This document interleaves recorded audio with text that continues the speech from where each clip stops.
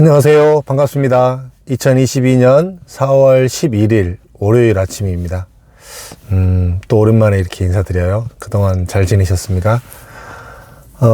지식산업센터에 대해서 보면 참 이렇게 굉장히 숨가쁘게 2021년, 2020년 이렇게 숨가쁘게 온 것 같아요.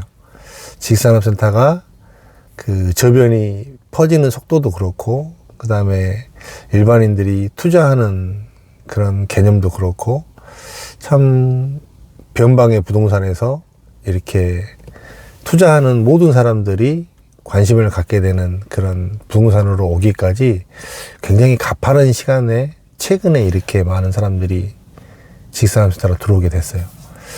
그러면 이제 제가 이제 지식산업센터에 오래 있었던 사람으로서 뭐가 그렇게 지식산업센터가 메리트가 있었을까라고 다시 한번 되돌아보면요.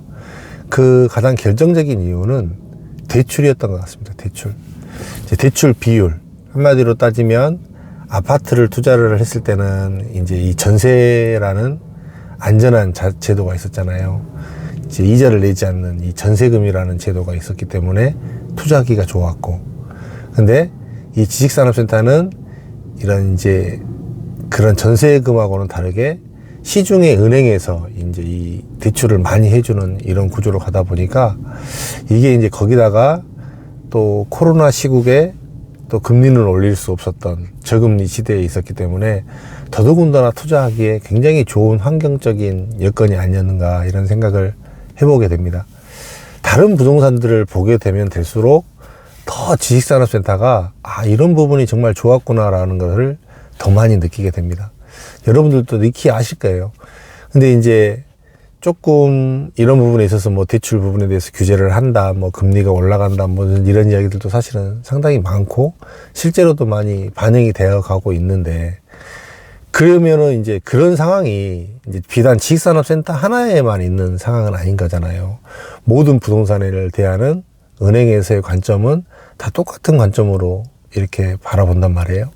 그러면 다 같은 컨디션일 때 그러면 또 어디 되는 거예요? 똑같이 같이 금리가 올라가고 대출 뭐 규제도 한다고 봤을 때 그 와중에서도 그러면 어디가 더 메리트가 있냐라고 봤을 때는 그래도 또 지식산업센터가 더 낫다고 보이는 겁니다. 제가 볼 때는 그렇습니다. 예, 저는 오랜 시간을 지식산업센터에 있다 보니까 이게 정말 얼마나 메리트 있는 부동산인지를 사실은 그렇게 좋다고 느끼지는 못하고 살았습니다. 그렇기 때문에 기존에 있었던 사람들은 그 정도 수준밖에 생각을 안 했지만 이제 이거를 일반 사람들까지 들어오고 다른 부동산들하고 객관적으로 이렇게 비교를 해보다 보니까 정말 차원이 다른 부동산이었다는 거예요.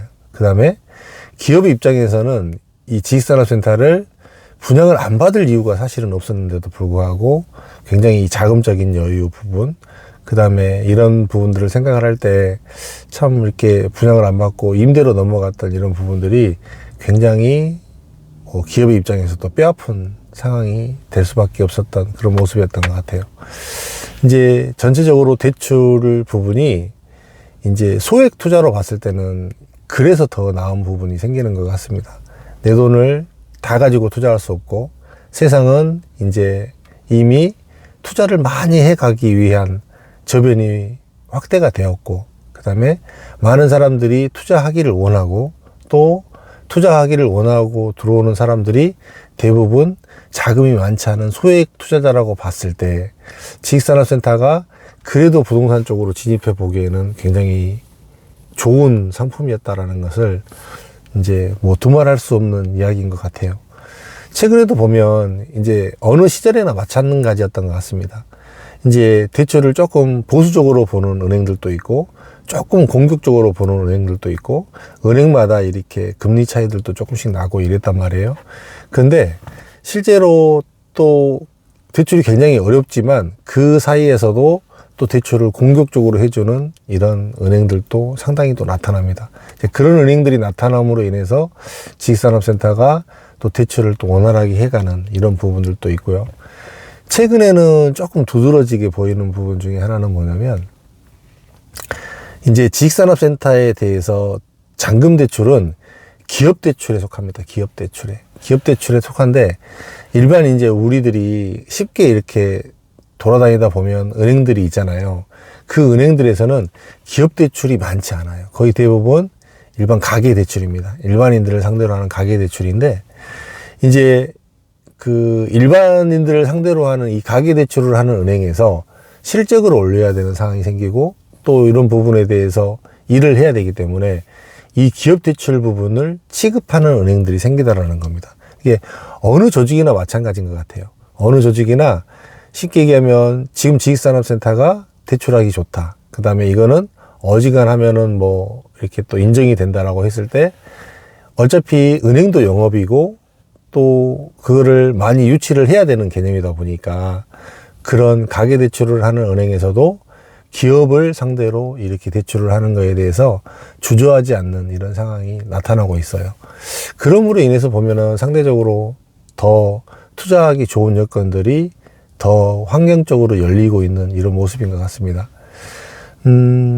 참 이렇게 아무리 둘러봐도, 다른 부동산을 하나 뭐 좀 사보려고 봐도 내 자금이 어지간히 조금 있는 것 같고는 사실은 부동산을 취득하기가 굉장히 어려운 시점입니다. 그런데도 불구하고 그래도 내 자금을 최소로 가지고 부동산이라는 투자를 할 수 있다라는 것. 이 투자라는 개념으로 봤을 때 지식산업센터가 굉장히 소자본으로 투자하고 또 효과도 볼 수 있는 이런 상품으로 갔던 것은 분명한 사실인 것 같아요. 이 부분을 정작 이 업에 있는 사람으로서도 굉장히 많이 놓치고 있었었고, 이 업에 있는 사람들도 그런 부분들을 이렇게 그렇게 좋게 판단을 하지 않았기 때문에 생각보다 물건들을 많이 갖고 있는 사람들이 많지는 않습니다. 근데 이 투자를 이미 기존서부터 이런 부분에 대해서 사업적인 접근으로 인해서 투자를 많이 했던 분들은 정말 어마어마하게 부를 이끌고는 이런 환경들이 됐고, 또 실제로도 자산이 그렇게 불어난 사람들이 굉장히 많이 있습니다. 이런 걸로 봤을 때 아직까지도 이제 물론 분양가는 많이 올라가 있는 상태고, 또 임대에 대한 공실 부분들도 생각할 수밖에 없는 이런 구조이긴 하지만, 그래도 그런 부분들이 이제 만약에 어느 정도 확신이 있다라고 했을 때는 지식산업센터가 그래도 일반인들이 진입해서 투자해서 소자본으로 이렇게 끌고 가기에는 굉장히 좋은 부동산이다라는 거는 다시 한번 뭐 계속 이야기하는 것처럼 이야기가 되는 것 같습니다. 참 올해도 이제 조금 분위기가, 지식산업센터 분위기가 많이 조금 이렇게 활발한 것 같지는 않죠. 왜 그러냐면 아무래도 현장들이 많지 않다 보니까 전체적인 이렇게 붐업이라든지 이런 것들에 있어서 조금 떨어지고 있는 이런 부분들이 있는 것 같기는 합니다. 이제 그러다 보니까 일반인들이 이제 또 어떻게 생각할지는 모르겠지만, 그래도 앞으로도 지식산업센터는 올해도 또 꾸준히 이렇게 계속 등장할 것 같고요. 또 부장물건들도 나올 것 같고. 근데 최근에 또 원자재들이 너무 많이 올라가다 보니까 이 부장가도 만만치는 않은 상황이긴 하지만, 그래도 그런 와중에 경제능력 있는 이런 물건들을 좀 선별해낼 수 있는 이런 눈을 가지시고 지식산업센터 투자를 좀 잘 하시면 그래도 자산 증식에 분명히 도움이 된다는 것은 맞는 이야기인 것 같거든요. 그런 부분들을 잘 이용하셔서 여러분들이 좀 더 부자 되고 좋은 투자를 했으면 좋겠습니다. 오늘 오랜만에 이렇게 영상을 한번 켰는데요. 가끔가다 뭐 이런 이야기도 좀 드리고, 전체적인 동향 정도 이렇게 이야기를 드리고, 또 여러분들하고 소통해 나가기를 바랍니다. 오늘 한 주간도 건강하시고 행복한 날 되시기 바라겠습니다. 고맙습니다.